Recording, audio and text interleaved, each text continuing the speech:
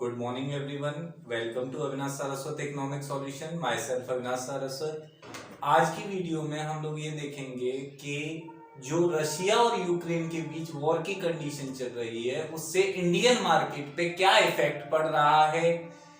जैसा कि हम देख रहे हैं कि शेयर मार्केट थोड़ा सा डाउन में जा रहा है, तो बहुत से लोगों का क्वेश्चन था कि सर क्या ये बेस्ट टाइम है शेयर मार्केट में इन्वेस्ट करने के लिए, या फिर ये वो टाइम है जब शेयर मार्केट से पैसा निकालना है.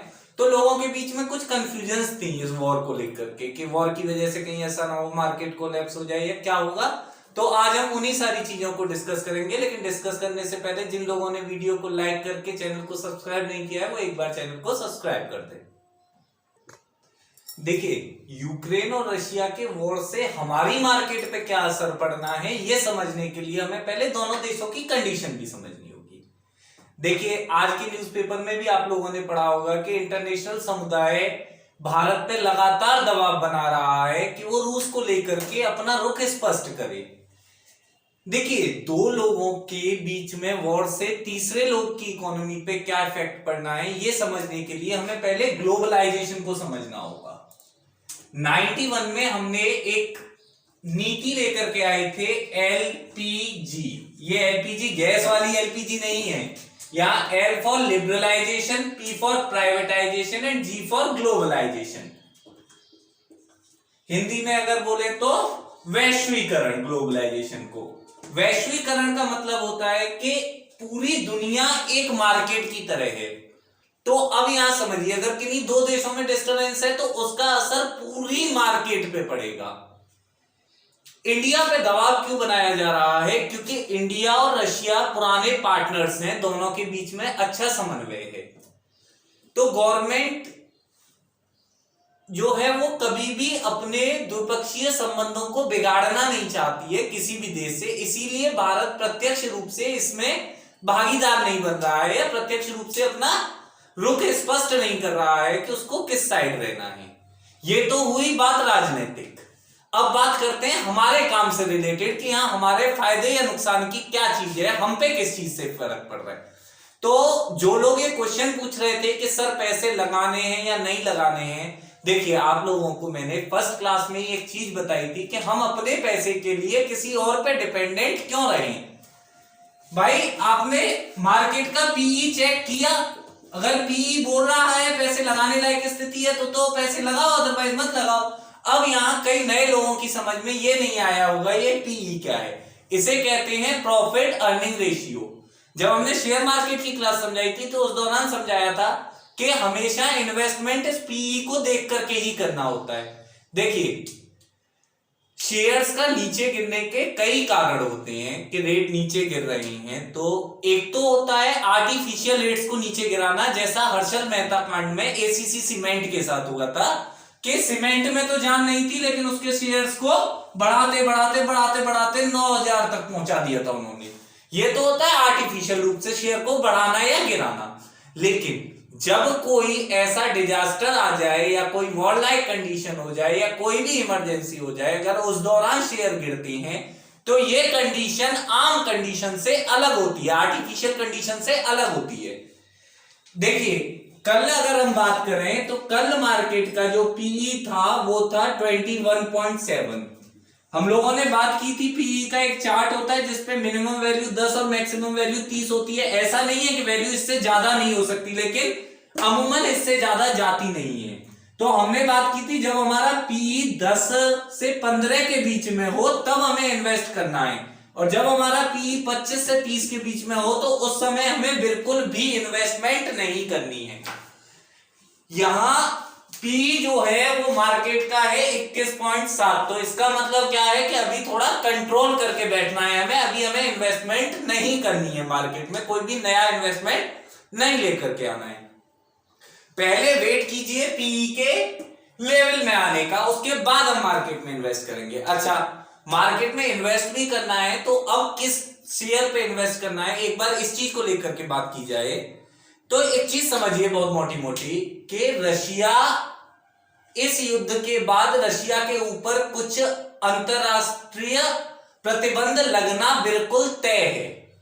उन प्रतिबंधों के बाद से रशिया के इंपोर्ट पॉलिसी और एक्सपोर्ट पॉलिसी में बहुत अंतर आएगा। देखिए बोर्ड पे हमें कुछ चीजें लिखी हुई दिख रही हैं, ये दो अलग अलग सेगमेंट में मैंने आपकी सुविधा के लिए बनाया है। यहां ये देखिए रशिया क्या क्या चीजें तो एक्सपोर्ट करता है और क्या क्या चीजें इंपोर्ट करता है। बोले सर रशिया के एक्सपोर्ट या इंपोर्ट करने से हम पे क्या फर्क पड़ेगा, उसी चीज को भी हम लोग समझते हैं। देखिए रशिया ईंधन और ऊर्जा, एनर्जी के जो सोर्सेज हैं, धातु, मेटल, रत्न, जो बहुमूल्य पत्थर होते हैं वो, खनिज तेल, परमाणु रिएक्टर और टेक्निकल मशीनरी या फिर यांत्रिकी उपकरण जो होते हैं, इन सब का एक मेजर एक्सपोर्टर है। अब देखिए प्रतिबंध लगने के बाद रशिया से व्यापार करना, या तो रशिया में इंपोर्ट करना और एक्सपोर्ट करना, दोनों ही चीजों पे बैन होगा। जब बैन होगा तो अब हमें यहाँ कुछ चीजें ध्यान रखने वाली हैं कि जैसे ही रशिया पे अंतरराष्ट्रीय समुदाय में बैन लगेगा, पेट्रोलियम पदार्थ होंगे, मेटेलिक पदार्थ होंगे, सिल्वर, स्टील होगा, इन सब की कीमतों में एकदम से वृद्धि होगी। तो जैसे ही मार्केट पी 15 पे पहुंचता है, उसके बाद हमें ऑयल कंपनीज जो हैं इनके शेयर्स, मेटेलिक कंपनीज जो हैं इनके शेयर, इन पे थोड़ा सा ज्यादा ध्यान देना है क्योंकि इनके ग्रूम अप होने की संभावना बहुत ज्यादा बनी रहेगी। दूसरी चीज, एग्रीकल्चरल इंडस्ट्रीज जो भी हैं उनके लिए भी एक फायदा आने वाला है कि देखिए इस युद्ध के बाद यूरोप में ना खाद्य पदार्थ की जो मांग है वो एकदम से बढ़ेगी, मतलब अनबिलीवेबल रूप में बढ़ेगी, खाद्य पदार्थों की, मेडिसिन की, इन सारी चीजों की। और रशिया पूर्वी यूरोप का एक बहुत बड़ा केंद्र है। अगर आप रशिया को इंटरनेशनल कम्युनिटी से काटने की बात कर रहे हैं तो इसका मतलब यह है कि आपको वहां के लिए कोई ना कोई ऑप्शन तैयार रखना पड़ेगा, और वो ऑप्शन बनने के लिए अगर रशिया को इंटरनेशनल बिरादरी से वहां आउट किया जाता है तो दो ही देश हैं जो इस समय एशिया में रशिया का ऑप्शन बन सकते हैं, जो या फिर जो यूरोपियन कंट्रीज को वो सारी चीजें प्रोवाइड करवा सकते हैं जो उन्हें रशिया प्रोवाइड करवाता था। तो वो दो देश हैं जापान एंड चाइना। देखिए बहुत से लोगों ने यहां ये कहा होगा इंडिया का नाम सर क्यों नहीं दिया। देखिए इंडिया और रशिया के रिलेशंस ऐसे हैं कि हम अपने द्विपक्षीय संबंधों को वहां कभी नहीं बिगाड़ेंगे, तो हम अपना आयात और निर्यात तो रशिया से बंद नहीं करेंगे, लेकिन ये दो कंट्रीज फ्यूचर में ऐसी हैं जो कि रशिया का ऑप्शन बनके यूरोपियन कंट्रीज के सामने आ सकती हैं। अब इन्हीं सारे कंडीशंस को देखने पर हमें ये एक एवेल्युएशन आता है कि ऑयल और इन सारी चीजों के रेट तो बढ़ेंगे ही बढ़ेंगे, इसी के साथ साथ गेहूं, इन सारी चीजों के रेट में भी बढ़ोतरी होने की प्रबल संभावना है, क्योंकि भारतीय गेहूं जो है इसकी इस समय यूरोप में मांग बहुत तेज हो गई है, और मांग तेज होने का सीधा सा कॉन्सेप्ट वो डिमांड एंड सप्लाई पे आप आ जाइए। अगर डिमांड बढ़ेगी चीज की तो कीमत में उछाल आएगा ही आएगा। तो इस वीडियो को बनाने का माध्यम केवल इतना था कि जो लोग अभी इन्वेस्ट करने की सोच रहे हैं वो इस समय इन्वेस्टमेंट को अपनी को रोक दें। ये अभी सही टाइम नहीं है मार्केट में इन्वेस्ट करने का, क्योंकि मार्केट का पीई जो है वो अभी कितना है, अभी हम लोगों ने बात की थी 21.7 है। तो पहले पीई को नीचे आने दीजिए, उसके बाद पहले ये एग्जामिन कीजिए कि किन किन चीजों पर प्राइस बढ़ सकते हैं या वो कौन कौन सी चीजें हैं जो भविष्य में हमें फायदा दे सकती हैं। तो आप अपने शेयर्स को जो पिक करें वो उसी के अकॉर्डिंग पिक करने हैं हमें। ऐसा नहीं है कि हवा में कोई भी शेयर खरीद लिया और कोई भी शेयर, फिर बोलते हैं लोग कि यार मैंने इतने दिन से कंसिस्टेंट हूं, शेयर्स में डीलिंग भी कर रहा हूं लेकिन कोई फायदा नहीं हो रहा है। उसका कारण यह है कि हम बिना सोचे समझे शेयर खरीदते हैं। शेयर्स कैसे पिक करने हैं इसकी वीडियो शेयर मार्केट की जो वीडियो थी उसमें हमने बताया था, उसका लिंक डिस्क्रिप्शन में है, एक बार आप चाहें तो जाकर के उस वीडियो को भी विजिट कर सकते हैं। यहां अभी हम लोग प्रेजेंट कंडीशन को देखे हुए ये सिनॉप्सिस करने की कोशिश कर रहे हैं कि इंडियन मार्केट पे क्या क्या फर्क पड़ सकता है इस वॉर का। तो जो कंक्लूजन हमारे आए वो 3-4 कंक्लूजन तो जो थे, सबसे पहला तो ऑयल के रेट्स में बढ़ोतरी होगी, सेकेंड थिंग फर्टिलाइजर के रेट में बढ़ोतरी होना तय है, थर्ड थिंग जो बेसिक नीड की जो चीजें हैं हमारी उनको रेट में थोड़े टाइम के लिए बढ़ोतरी होगी जब तक कि कंडीशन सैचुरेटेड नहीं हो रही है, लेकिन यहां पे हमारे पास ऑप्शंस भी बहुत नए बिल्डअप हो रहे हैं। देखिए, कोई चीज अगर किसी चीज के कुछ ड्रॉबैक्स होते हैं तो उसके कुछ पॉजिटिव पॉइंट्स भी होते हैं। इस वॉर के एक पॉजिटिव पॉइंट ये है कि अगर भारत चाहे तो इस समय हम खुद को पेरेंटियल मॉडरेटर की भूमिका में रखते हुए विश्व गुरु बनने की संभावनाओं पर एक कदम और आगे बढ़ सकते हैं। वो कैसे कि हम यहां से चीजों को अगर मैनेज करना चाहें तो रशिया के साथ भारत के संबंध इस तरीके के हैं कि हम एक नया इकोनॉमिक कॉरिडोर बना सकते हैं।